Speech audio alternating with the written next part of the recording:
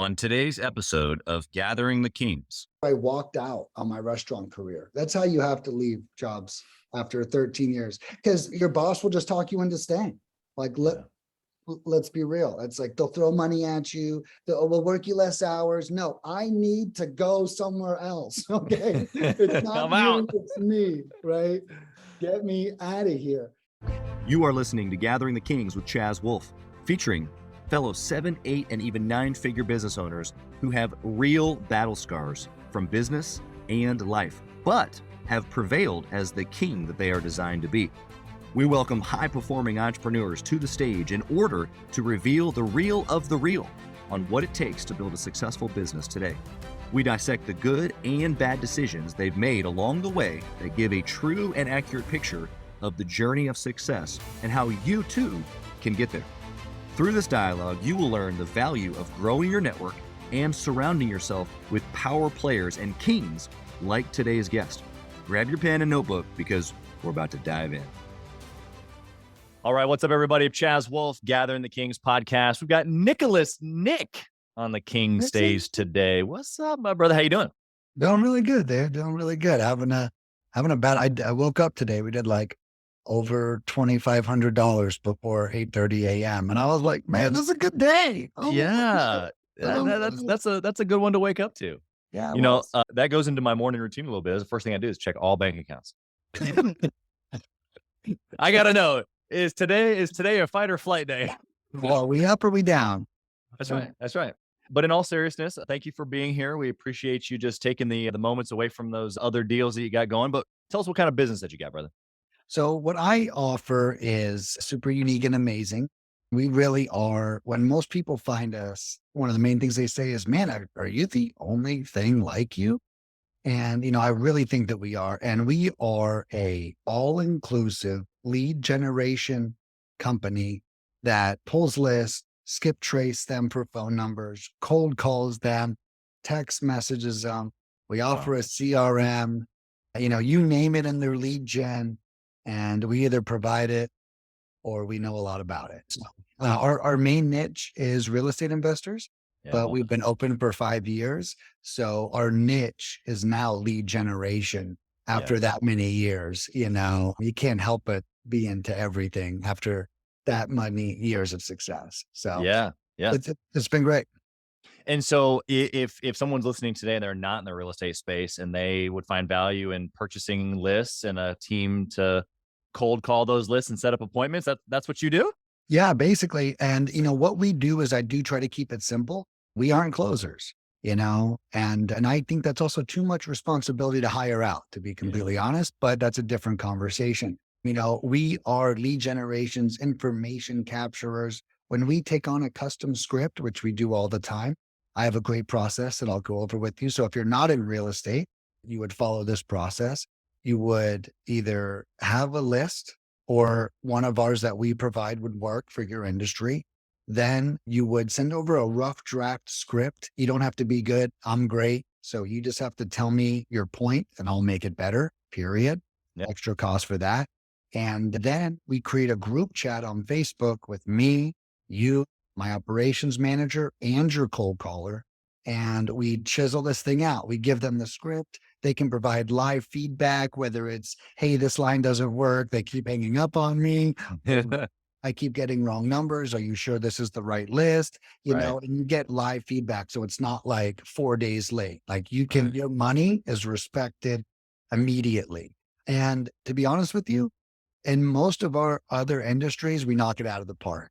That type of live feedback allows us to figure this out extremely quickly. So week 1 might suck, not going to lie. That's the kinks. But, week 2, week 3, week 4 on custom campaigns generally take off. As long as we have a good list and a good script, we can really make it happen. I love it. Yeah, obviously, me being in real estate, multiple sectors of real estate, and having decades of cold calling experience, you're merging those two things together. I love it. Yeah. I love it. And go ahead. No, go ahead. What were you gonna say? A lot of people ask us, after 5 years, like, how do we do it? How do we get so many leads? What's our secret sauce? And it's honestly a super simple answer. And we do the same thing every time. And I think when a lot of people take on stuff themselves, they start to get complacent or too good and they forget they leave. So, oh, I actually leave that part out of the script to make it harder on myself. You know, whatever the hell we tell ourselves. And I think like our secret sauce is really just consistency. We don't do anything special. Our script is for free on the internet. So anyone could really duplicate our service, right? But it's our ability to do it every day in a really high quality way that I think allows it to work so well. I love businesses like that. I mean, some people, some in today's world, kind of like the buzzword is boring businesses. And it's like you can repeat what you just said. You can repeat being a plumber. You can all these things can be repeated. It's just a matter of you going and doing it. Right. So I'm excited to hear some of that perspective. Before we do that though, I want to before we jump into your history, why at this level, the revenue marker, at the money you've made, the team you've built, why are you still doing it? Dude, so I had a friend ask me the other day, he goes, when are you gonna fire yourself from lead mining? And I was like, what?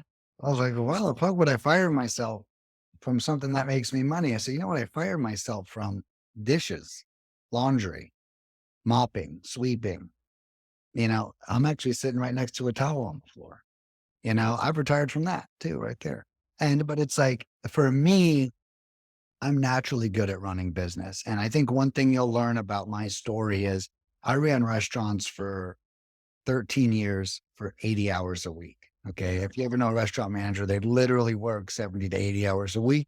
And I had a 10-hour commute my entire career. And I worked from 11 a.m. till 3 in the morning, 5 days a week.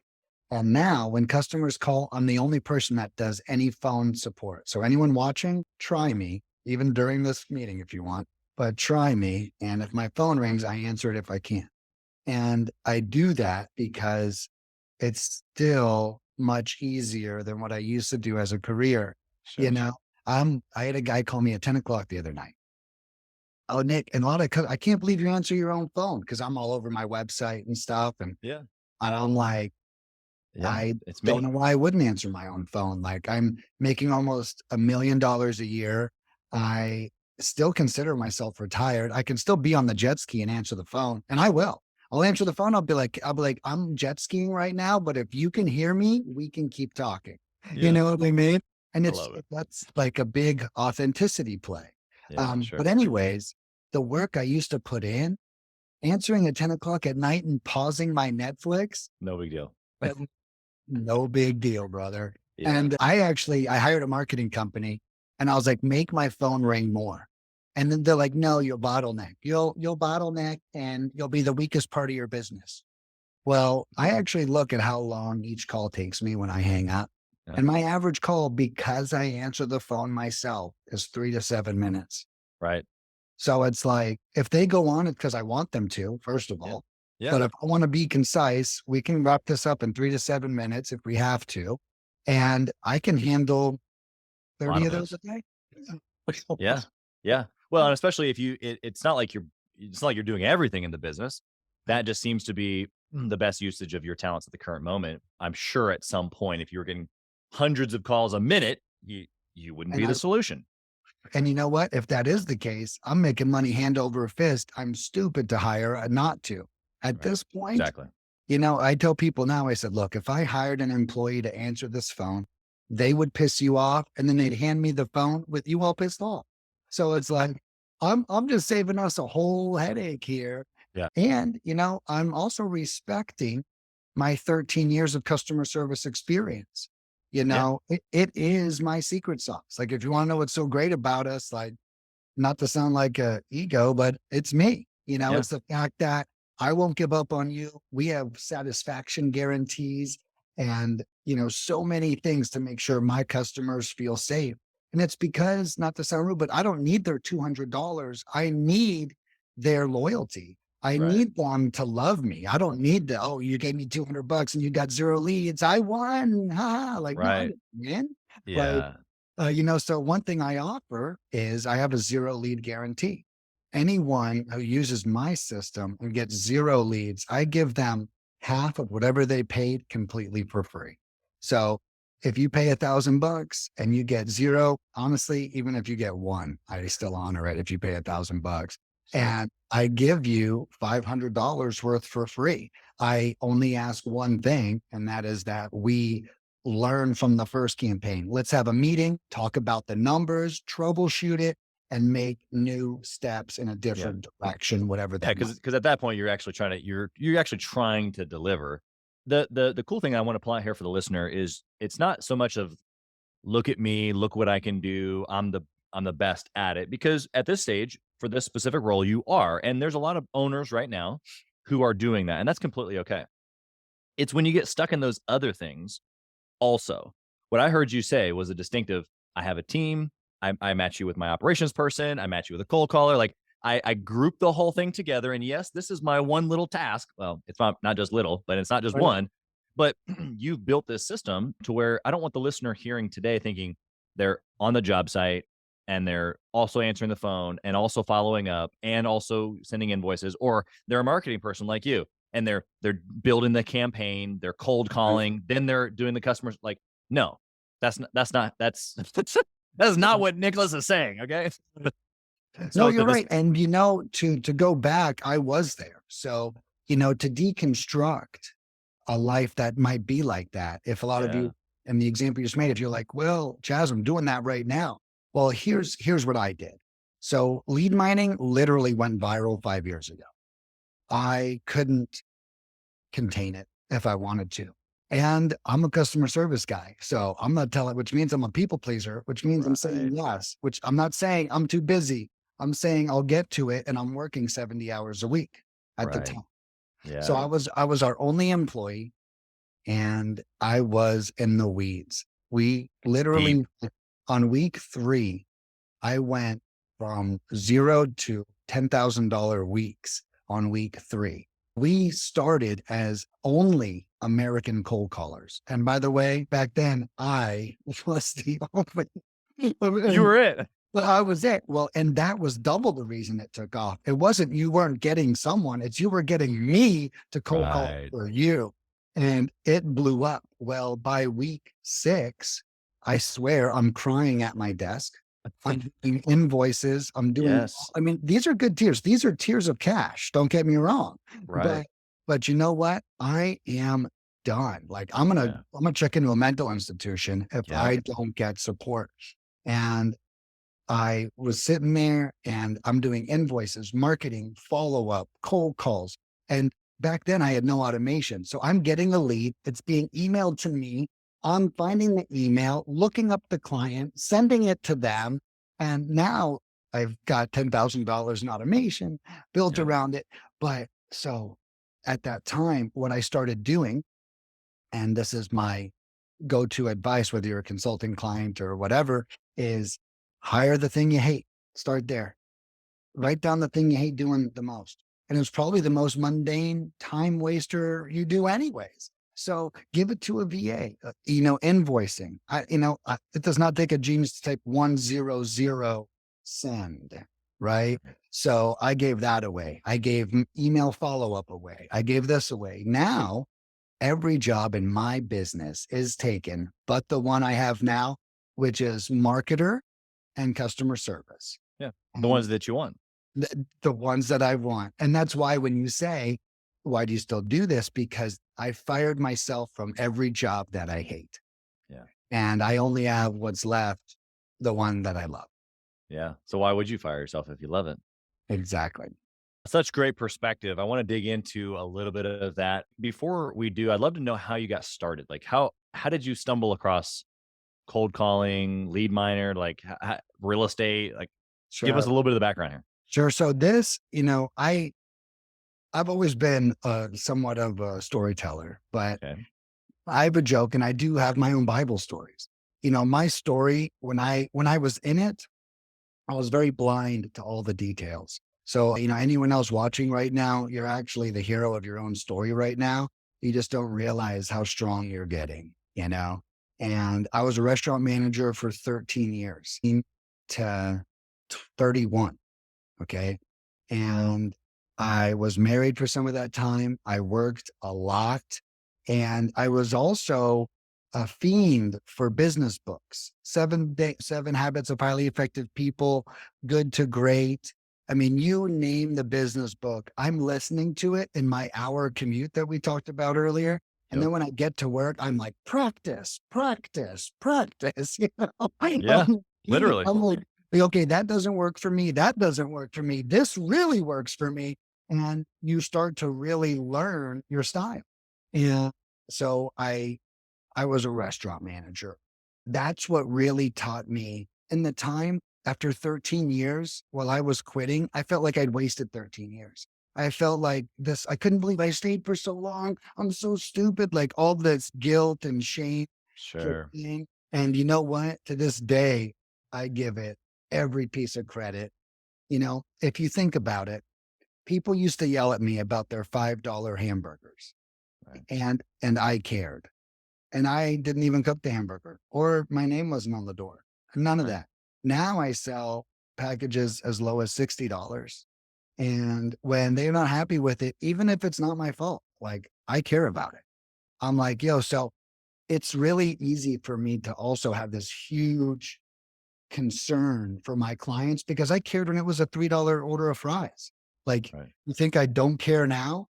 And now I get all of the revenue, you know? So, Right. it's even more important. So his story, restaurant manager forever, that taught me people, systems, hiring and training. Yeah. Okay. So I can good. really hire an employee like it's and train them like it's no one's business. I probably hired over 1,000 employees in my 13-year career. Yeah. And that's what taught me that. Then you may have heard of it. I used to be an executive at an education company called Clever Investor Okay. with Yep. Cody Slurber. Okay. Um, Yep. okay. Loved working for Cody. So I started working for Cody via one of his vice presidents. Okay. And I worked for him for a while, about 8 months. After I walked out on my restaurant career, that's how you have to leave jobs after 13 years because your boss will just talk you into staying. Like, Yeah. let's be real. It's like they'll throw money at you. Oh, we'll work you less hours. No, I need to go somewhere else. Okay. It's not I'm out. you, it's me, right? Get me out of here. And so I did. I walked out of that career. And so I'm out and I'm unemployed for 9 weeks. The first 5 weeks, they were nothing. I kept taking restaurant jobs, interviews, but turning them down. Right. So I take the interview, help my ego while I'm unemployed, turn down the offer because I'm not doing that. Then I get an interview with Clever in their Lakeland, Florida division, where I'm from, this little redneck town in this place called Polk County. And I couldn't believe it.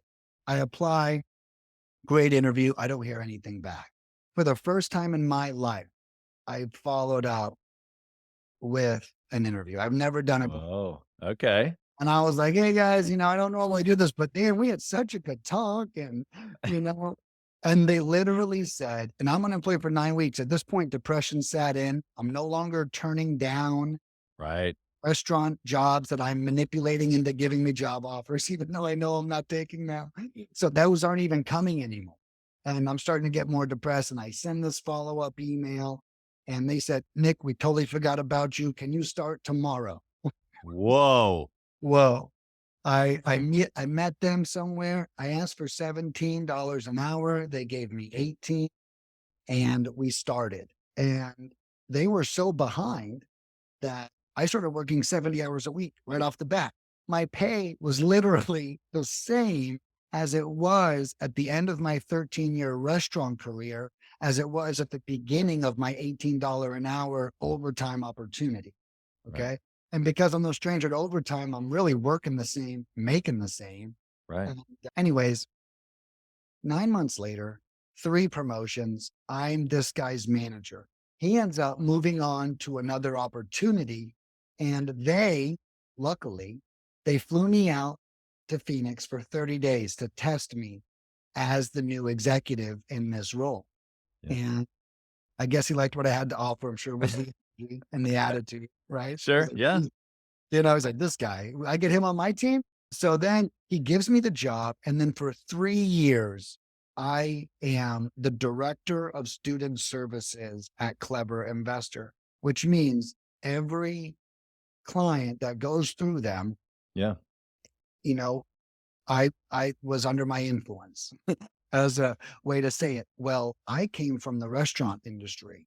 So we went from signing up clients and maybe not touching them as much as we should Sure. to signing up clients. I'm calling the same day. Yeah. The concierge is calling you tomorrow. The other person's, I created this system where we just beat you up with support. So anyways, I worked at Clever for some time and they threw an event that focused on direct mail. And again, I'm dealing with the student body and like, I'm like, this isn't working. People are not happy with the result that they're getting at this event because Sure. we're leaning too much on direct mail. Right. So I back then knew nothing. Again, I'm a burger flipper, running restaurants for 13 years, 1 year into this position.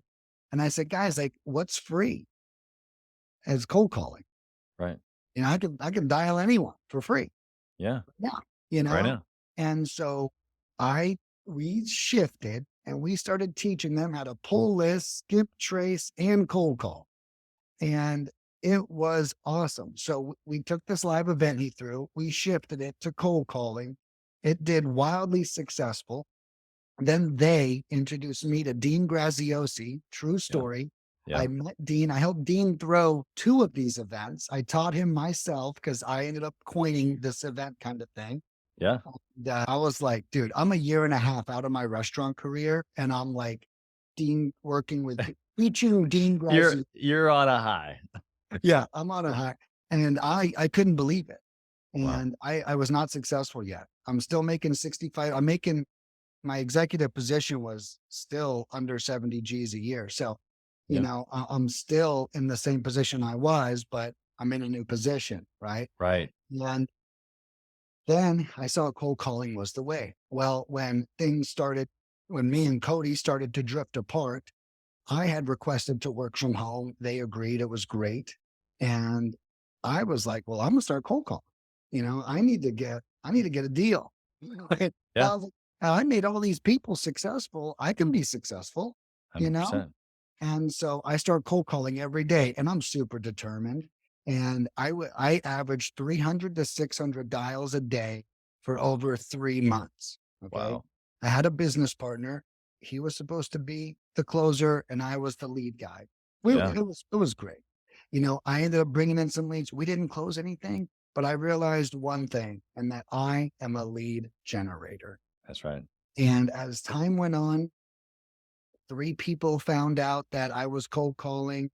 They said, Nick, could I pay you? Yeah, sure. Sure. You're kidding me. Yeah. And then this is where the story ends or starts, depends how you want to look at it. Uh-huh. One day, I'm very competitive and I see a Filipino advertising their cold calling services inside of a group 5 years ago. And I'm like, she ain't better than me, I'm like, I can't let her get away with this. So for the first time ever, I write a post advertising myself.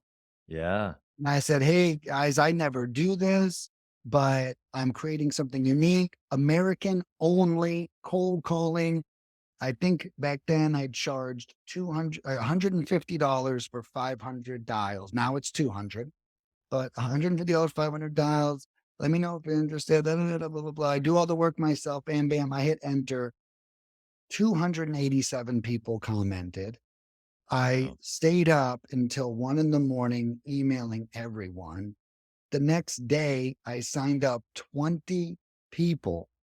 And then I literally called Cody and was like, I quit.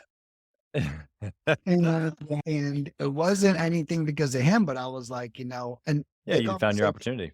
The conversation actually was, I don't want to keep a commitment to you that I'm afraid I'm not going to be able to fulfill because I have this new exciting thing coming at me. And they actually asked for a 1-month notice. And of course, I was like, yeah, like I'm working from home. Hell yeah, I'll work an extra month, and I probably needed that. Yeah, just get your stuff together. Yeah. Get your mind right. And You got 20 new clients. yeah, and that was the birth of lead mining. That was 5 years ago. I love it. I love the story, the energy, the passion that you speak it or with. Hey, Chaz Wolfe here. As many of you know, I have been on an absolute mission to help entrepreneurs from all across the country in many different industries level up their game and grow their business and intentionally connect with other entrepreneurs. We do that obviously through the podcast, but we also have a peer-to-peer mastermind group specifically for 7 to 9 figure business owners. We are bringing some of the best and most successful entrepreneurs and minds together in a regular and a super intentional way to not only grow our network, but to be able to leverage. And at a certain point in business, success becomes about leverage, leveraging time, leveraging resources, leveraging key relationships. This is exactly what we're doing inside of the peer-to-peer mastermind group called Gathering the Kings, specifically for 7 to 9 figure business owners. So if that's you, if you're ready to level up your 7 to 9 figure business even to the next level and get around other big hitters just like you, I want you to go to gatheringthekings.com, fill out a short application, and it'll come to an application call with me, and I want to chat with you to see if it might be a good fit. Talk soon. Okay, so let's fast forward a little bit. So you start, 20 people the first day. Yeah. I want to know somewhere in here, maybe after your first 100,000, but before, you said you're around the $1 million mark now, but somewhere in between there, we want to know what was a good decision that you made that you can look back and it's just like, that one thing. Well, I'll be honest with you, that one decision never stops. That's right. That's so good perspective. Yeah, like I did it today. I did it yesterday. My one decisions keep happening. And I can tell you that the minute I take my foot off the gas, the minute the car stops running, and I think that that's the big lesson is, if it's actually working, now that's a different conversation. Now, if the question is, what is a decision that I think really allowed this to work? Sure. Yep. I think was my 3 months of the 300 to 600 dials a day. This wasn't an experiment after that 3 months, if that Right. makes sense. And Yeah. one of the biggest pieces of advice I give to most entrepreneurs is if you think you have a dream, but you've never done it, you need to try it because it could not be your dream. After I created this business, I threw a live event in my house and I charged $2,000 per person. 10 people came. I made $20,000 in 2 days. I will never fucking do that again. And it's like, some people will be like, well, dude, you made what you do. Right. It's really stupid. No, it's not really stupid. I thought that I wanted to have 10 entrepreneurs in my house listening to every word I was saying and blah, blah, Sure. blah. But you know what? I'd rather wake up and go jet skiing. I really would. I'd rather wake up and be like, I just don't feel like doing anything today. I'd rather be that in flow. And not that that's like a disrespect, but the Yeah. point I'm making is I thought it was a dream of mine to throw an event in my house. Right. And I did it and I loved it. And the people loved it. And it was great, but I wouldn't do it again. And if I Right. did, it would be $5,000 a ticket. And so it's like, so when we say what is a decision is, I had that 3-month runway that taught me A, how much potential there was, and B, that I can do it. Yeah. I think that the decision that you, not just the specific one that you're talking about, but the decision that you said you're making every day, that's it. As general as that is, I want the listener to kind of really pay attention to the mindset there, because everything that just happened, what you just said was, I keep making good decisions, which then gives me confidence. I keep making good things happen, which then looking back at it, you don't really realize it, but it's a history or a track record of good decision, little good decision today, tomorrow, next day. And of course, I think you're right. The runway that you gave yourself is huge. I think even just the mindset and underneath going, okay, starting something from scratch and I have no pipeline. I need to basically outwork the Every- process, everything, everyone, and so there may not be a guy listening right now that thinks, well, I have a pipeline. I'm turning away projects or clients or whatever, but it's still the same mindset, I guess, that goes into going, okay, well, in this moment, what is it that I need? And I need to go after that specific thing with right intention, good decision making abilities, and which is a big part of the show. Like I'm I look back on my history. I'm like, bro, I am where I am today. Of course, we make mistakes and of course we learn, but it is a long history of small decision, good decision, small decision, good decision over and over and over again. So And, let's flip. well, and I was going to say, and one thing I'd love to talk about is the people that turn away work think they're doing a great job, you know, and no offense to that person, but if you're turning away work for more than 2 months, like your system's, and it's Right. like, it's your job to make sure you're not a bottleneck. One of my friends posted the other day, "Oh, I'm having to turn away work." And I was like, "Bro, you should create a system." He was actually trying to brag. And Mm. I was like, "Bro, you should create a system where, you can duplicate it." He's like, "Mike Tyson can't duplicate himself." And I was like, Mike Tyson can actually be in a movie and a commercial and all at the same time and not actually be at those places. And so it's like, and he can have boxing gyms that he's actually doesn't even visit that he can continue to teach. And so one big thing to the person who's turning away work is find out what that is. And it's Yeah. probably quality. And that's okay. What overcomes quality? That's called training. Yeah. And Yeah. so it's like, what's it going to take? Do you need to get an apprentice right next to you? Right. Do you need to do something? What can you do so you can focus on, steering the ship? My only job now is like fishing for customers, you Right. know, and dude, that's a shitload of fun. It is. Yeah. That's It is. that's a shitload of fun. Well, I love the perspective. You're giving it to them raw, which is great because you're right. Whatever the hinge point is, and it's like these break points that we experience in business, every level that we go, and then as the entrepreneur, it's our job to solve that hinge point. And so I think that you're spot on. Whether it's someone, a key role, building the team, giving things away, all those things that we talk about here. I can even think back to when I bought my first and second edible arrangements franchise. Valentine's Day is a big deal, big game. Yeah. And the first store that I purchased the year before, he had done, I think, 300 orders on Valentine's Day. And I wanted to do at least double. Yeah. And we did like 750 and I felt like my teeth were kicked in. I literally like stayed up for 3 days straight and I never wanted to experience it again. So I looked at our systems. What was broken? How did we did more, but man, I understand now why he capped it. He said no more. Okay, so now I need to press into the system that allows for the same type of quality, the same type of feel, the smoothness, the execution at this level. And that, like you said, often comes down to systems. And, customers, I'm under a firm belief of this too. And this isn't scarcity. I feel like this is reality. We have a heartbeat and so does our business. This heartbeat's not going to beat forever. So if you have customers pounding down your fucking door, you better serve them because they might not be there in 5 years. They might not be there when you come back. Maybe you serving them today in some capacity is going to tee you up for their repeat business in 5 years, whatever that looks like. But like, I feel like I can't turn away a customer. And, I feel that my capacity is up to me. That's Right. not the customer's problem ever. Exactly. Like, "Oh, I'm Love that. sorry, we didn't have a cold caller for you this week." That was not something anyone's ever heard from me. And so it's like, I make sure that not only is my pipeline full, but my pipeline is greased. So that way, when that bitch does fill, I can really shove a bunch of stuff through it, Yep. you know? Yeah. I think that you are spitting more value than you even realize, or especially than the listener realizes. I want to flip the coin. I want you to tell me about a bad decision that you Yeah. made. We've given all the credit to the good ones. What Yeah. about a bad one?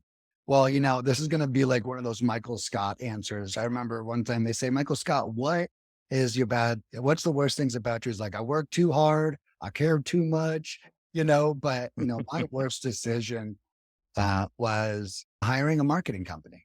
I hired this guy named Ben Oberg. I don't mind putting his ass on blast. Gave them like $33,000. And man, they came in hot, and I'll admit, I like being sold to, so I can be romanced by excitement. And I'm working on that myself. And man, oh yeah. So, we're going to come in, man, and we're going to quadruple, man. We're going to sextuple sales. That's what we're going to do. And then after we do that, we're going to have to be 10% partners because you're going to be Right. so strong that we're going to want equity. And then when you're at $10 million, and I wasn't buying all into that, but that is a Sure. piece of what happened. Yeah. And then, and then the lawnmower showed up. But, then that's him getting chopped up right now in the weed whacker. But, a lot of time went by and it was my worst decision that became my best because I spent a lot of money with them. And I will say one thing, like they kept trying to market my business, but no one can market my business like me. And so the reason why it was my worst decision financially in the moment, but it was probably my best decision because it allows me to step into my place and my role in my business, which is the chief marketing officer. And I need to own that position. And outsourcing that is bullshit. Okay. For For you. me, Yeah. Yeah. it's my natural skill. I need to hone it. I could resist that skill. Like I think there's like a folk story somewhere where a guy has amazing skill, but he doesn't want to be a knight. He wants to drink tea all day. It's like, dude, you can swing a sword like crazy, bro. Right. And it's like, for me, I can swing the sword, but I was wanting to drink tea and hang out with my friends. And the truth is, I have to be the world's greatest marketer for my own business. Yeah. And giving this guy $30,000, the reason why I was like, here, take it. And Right. I'm like, I hope this goes good. And, that taught me that this doesn't work. Now I'm like, all right, what's going on? So Yep. my worst decision was paying that guy. And But my you best learned a ton. decision was learning. I mean, the reality is this. We've all, especially with marketing, it seems like we've had that conversation where things are going to come in. I was just on a call earlier today talking about TikTok advertising and how it's going to be this and that and this and that. And so I think we can all fall victim because we want to win. We want the advantages, right? We want to find the Tim Grovers like Jordan did to get, the extra 15 pounds that makes me, like we're always looking for the advantages. Yeah. Right. But I Well, love how you gave the visual there of don't go looking for the advantage when you particularly are the advantage in that spot. You got to own it. I think that's great. And that could be the fulfillment side, it could be the sales side, it could be the marketing side. Of course, eventually you're going to have so much good stuff that you're going to have to build a team around the marketing. That's just inevitable as a business grows, but then you can be the head. Then you can be, the head of the head, and there can still be some touch points there, but I think that the reality is that you. That's what I'm hearing. yeah. Yeah. And, and I could like sense myself resisting it. And, I don't want to sit here and write emails but why not? Fucking throw on Netflix, pack the bowl. And I'm like, you know what? Someone send me a meme that will inspire me. And then, and it's like, it's about being able to get yourself in the mood. It's like going to the gym when you don't want to go to the gym. And I think like this is a very similar activity. I know it's good for me, like eating vegetables, but how often do I choose to do that? Yeah. And then when I eat a vegetable, it's different in business. 'Cause when you eat a vegetable, you poop out cash. Yeah. You know, as opposed to in real life when you have to eat vegetables for 9 months and Right. maybe you poop out cows, right? But Yeah. it's like in business, you get such immediate feedback and such Right. immediate. That's probably what makes it work for me. Is I can put something out there, get immediate feedback, feel good, and keep going. I love it. I want to go to our speed round here. My first question is, in the business, if you dwindled everything down to one trackable metric, what would it be? What am I tracking? Because I track everything. So what is with profit, performance? What do you think? Yeah. You can only pick one. Okay. You tell me. Well, there's actually I think the real reality is my company's broken down in like 7 departments. Okay. And I think it's safe to say that there's one KPI in each department that is going to make or break it. Okay. One thing I've always been great at, and I think restaurant management taught me this, was being involved at the one point in the process that matters the most. And that point is generally what affects the KPIs the most, Sure. or maybe even seeing the KPI daily. So when there's a change, you can see that something else went wrong. Right. And so for cold calling, it's leads generated per hour because I know how fast they're dialing per hour already. So the only Right. other number that can vary is leads generated per hour. So I think that is the best indicator probably of return customers. because if we're getting more leads per hour, more customers like that word, let's do it again. Yep. For the business overall, I feel like it's profit, or costs, actually best word for it. Yeah. Track my costs to make sure my costs are as low as possible.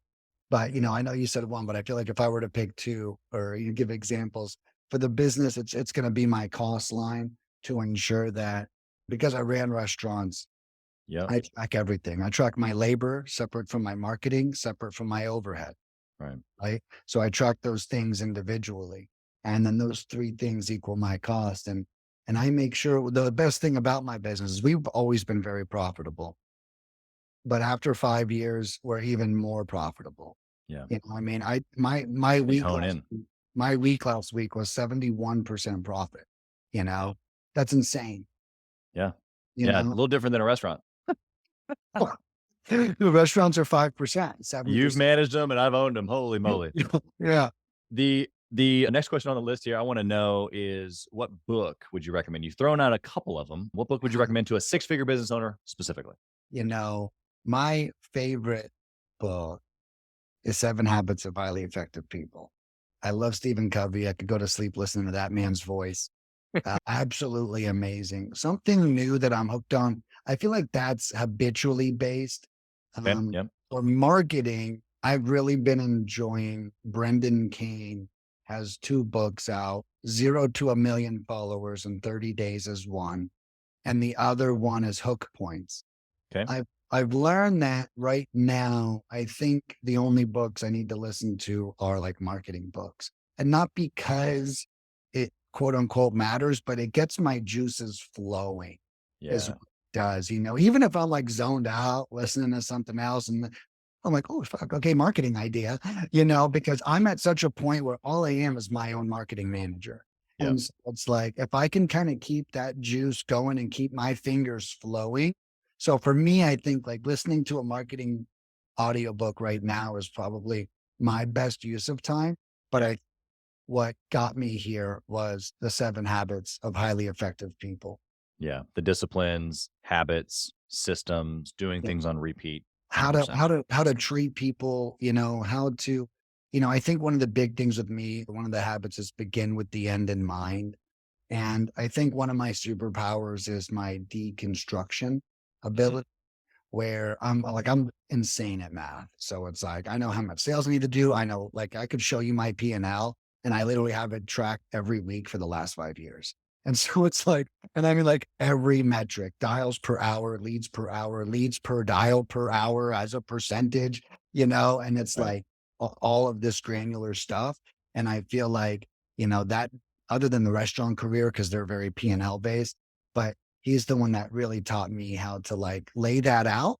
And one thing he teaches is like taking care of the productive capability of your employees, right? We all want them to produce, but you can't hold a knife to someone's neck and ask them Right. to produce. So that's going to hurt their productive capability. So I think one of the things was, always nurturing your team Yeah. into a place where they perform at their highest rather than you think they perform at their highest and they all fucking hate you. Right. Yeah. 100%. I mean, it can be the literal end of your business and you don't even know it Right. until it happens. Yeah. Okay. Phenomenal feedback on the current book or books, and then even the one for a 6-figure. Do you intentionally network and or mastermind with other entrepreneurs? Dude, I'm like the worst at this shit, bro. I've learned a couple things. Number one, my business offers so many different services that most people can decide not to work with me because I might overlap with them, right? They're like, or, whatever. So I've been a little bit of a loner. Actually, just today, true fucking story, I just paid for a ticket to go to the family reunion for real estate influencers in Tampa. Nice. And they even that, like, I was like, and I think because I used to throw events for Clever that I hate events, right? I Yeah. think it's like, when you're responsible for everything, like they're not fun. Yeah. know, Yeah. It's a lot. especially when I wasn't even the owner. Like at least if I was Cody, I'm this millionaire responsible for everything. I'm like this 70G a year employee responsible for everything. Not worth it. But so I think I carry that into my networking attitude a little bit. Sure. So to be 100% transparent, to follow up with one of the biggest mistakes I've ever made was I let my competitors out affiliate market me. And Mm, one of the big differentiators between me and Batch Skip Trace was I feel like we both came out around the same time. And even though their software, we are work being done. But I think one of the big things is they went to all of the owners of the groups and offered them huge commission bonuses. And what happened was I made all my money in groups. So when I went back to these groups, the owners who are friends of mine are messaging me saying they banned me because they can't let me advertise my stuff because they're getting such a big kickback from bad skip tracing. So that was something I very clearly immediate saw. I thought that's mhm. not even blaming bad skip tracing. They crushed it. I should Yeah. have them do it. Right. Yeah. Yeah. That was the one thing. I've always been an innovator, making things better all the time. But that was one thing that I, in it, I caught late. Yeah. Didn't see it. Yeah. Okay. So what I'm hearing you say, the takeaway there is that you still find value in connection. You still find value in people. Obviously, you're clearly a people person, Right. Yeah. a relationship person. Yeah. But you've had to kind of maybe go about it in unique ways. I'm still hearing underneath of all the weight from events and even just the like, oh, they beat me to it. The value, you understanding the value obviously is there. The next question I've got for you is a little bit off the cuff. I'm super curious to hear your perspective. And that is if you only had 1 hour each week Okay. to work in your business, Okay. how would you use that 1 hour to successfully run your business like you do now? I would probably, right. Copy, emails? It's probably, yeah, it would. What it would do if it was 1 hour, it would be general copy, but then it would be dispersed to my marketing team for them to, duplicate throughout Yep. the week. Something about the way that I write my copy, my clients are never confused, Right. and I think with lead gen, especially, like I think lead gen is the hardest thing to sell, or let's say the easiest thing to sell, the hardest thing to keep someone happy. 100%. I would agree with that. Yes. No, because everyone wants the hope, but then with the hope comes the fall, which The is expectation. right. And I'm really badass at the expectation part. And I think it's Cool. my direct. And I'm very like, you do this, we do that. I remember one of my first clients called me long ago and he didn't get a great result. And he said, Nick, I didn't get what I was looking for when I hired you, but you did everything you told me you were going to do. And I was like, I think 5 weeks in the business at that point, and Wow. I love that compliment, you know? And so it's like, I really try to be clear. And I think that that all comes from copywriting, Yeah. and I feel like in a business, it's copywriting. Yeah.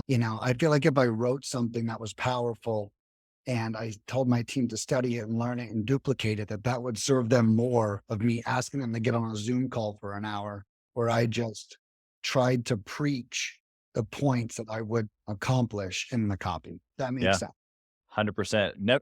First time I've heard that answer on the show, but I think it's an incredible answer. I think you know yourself extremely well. Last question here for you, Nicholas. If you lost it all, what would you do? What I am working on right now is creating a safety net that if at least I lost lead mining, I would be okay. And I feel like as a successful person, it is our job to do two things. Number one, create that safety net. And number two, get ready to be really humbled financially. So one thing I've recently done is I've got my living down to $1,000 a week, my home, my mortgage, my electric. That's actually just my home mortgage, electricity, stuff like that. And now I'm getting my dinners and personal expenses. My goal is to be under $1,000 a week, but right now my current goal is $1,300 a week. And so what I'm doing is I'm I don't want to be in culture shock if something were to happen. I actually think it would be very cool to survive off of only $2,000 a week. I think you can agree that at our level, it's very easy to generate that in a passive income leg that, Sure. like, I just launched a CRM, even though that's still in the lead mining world, it's its own thing. And I'm like, once that hits 8 Gs a month, I'm retired, quote unquote, right? Right. But that didn't answer your question. That's the cheat code to answering your question. But I think that's every entrepreneur's greatest fear. Yeah. And what Yeah. I would do is I would do the same way I founded this company is I would reach out to my 5 most successful friends and offer to be a virtual executive for them for X amount of dollars a week and just ride that wave until something hit, you know? My goal would be to find 4 people that will pay me $500 a week and just be an executive in their business for 5 Yeah. hours a week for that time or whatever it might be. Right. Right. And then leverage what I've already known to to bring it back. That would be my work my ass off emergency plan. Yeah. Well, I love it. I love the fact that you said it was, it's every entrepreneur's worst nightmare. And I think that for the ones, because as it should be, I think if that's not, then you're living in a different world. Right. We're making moves right now where I wouldn't have dreamed to make moves like this, but I'm always calculating here, and that's this, and we keep things pretty tight over here. And if that doesn't work, then I've got that. And I would much rather everything just to work. And it'd be like, wow, okay, that's fantastic. I made some great moves. But if that doesn't work, and that doesn't work, and that doesn't work, great. I've got this, this, and this. Right. So I think that perspective is phenomenal. Nick, how can someone find you? They want to hire you. They want to find out all your services. Where can they find you? Yeah, so the best place is leadminingpros.com. My cell phone number's on the website. So, even if you just want to meet and greet or shoot the shit or tell me about your business or snag some free mentorship, because I got a bad habit of that on every call that I make, I think that's really what keeps us successful. I think people call me, no one's rushed. I'm like, I talk to them, I send everyone else away. And I'm like, let's just chat. Like, the way I see my interaction with my clients is even if you don't hire me, but my advice can close a deal for you, I'm still taking credit for that deal. Oh yeah, And 100%. in your heart and in your mind, you're gonna like, dude, Nick is dope, dude. I talked to him for 2 hours, Yes. didn't give him a dime. He didn't rush me off the phone and he still left me with ninja advice. And Yeah. so, if any of you guys want to test me to see if what I'm saying is true right now, please feel free to call the number on the site. All my services are on there. I have this cool new exciting thing called Create Your Own Call Center, which I will duplicate my lead mining business in any industry for you. If you think cold calling would kick ass, I got a guy I'm meeting with tomorrow for a political cold calling Yeah. Oh, totally. Yeah.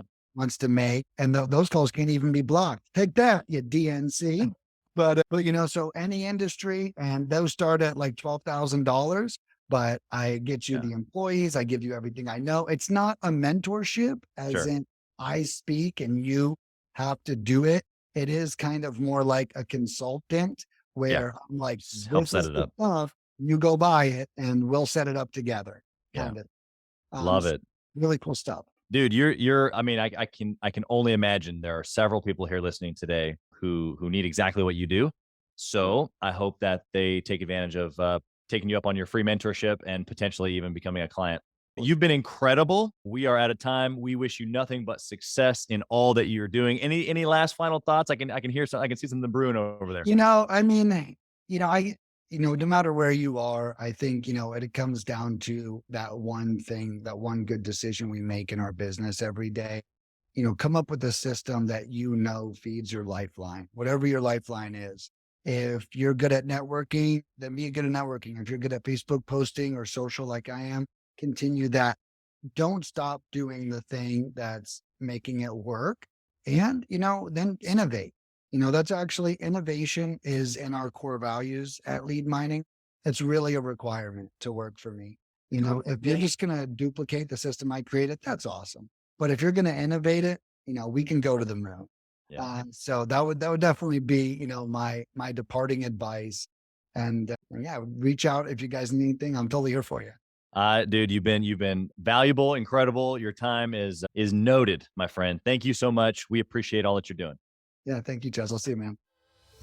Thank you for listening to Gathering the Kings today. I hope that you were able to pull out a few nuggets to go apply into your business right away. More importantly, though, I hope that you're realizing that it takes more to be successful than just being by yourself, doing it all on your own, carrying the weight all by yourself. What I have realized, not only in my own journey from multiple businesses and multiple different industries, and now interviewing over 200 or 300 other very successful 7, 8, and 9-figure business owners, is that it's tough to do it alone. And so Gathering the Kings exists to bring together successful entrepreneurs. In fact, we are putting together 1,000 kings, specifically who are grateful but not done. We're intentionally assembling kings who fight tooth and nail for their business, family, and communities. And here's what we believe, that in the pursuit of excellence in those areas, that it ignites within us the responsibility to govern power and forge a lasting legacy. So if that relates and resonates with you, and you know that you need people around you, sharp, qualified, other very successful business owners, I want you to go to gatheringthekings.com. I want you to take a look at what we're doing and see if it makes sense for you to be part of our pursuit to 1,000 kings. Talk soon.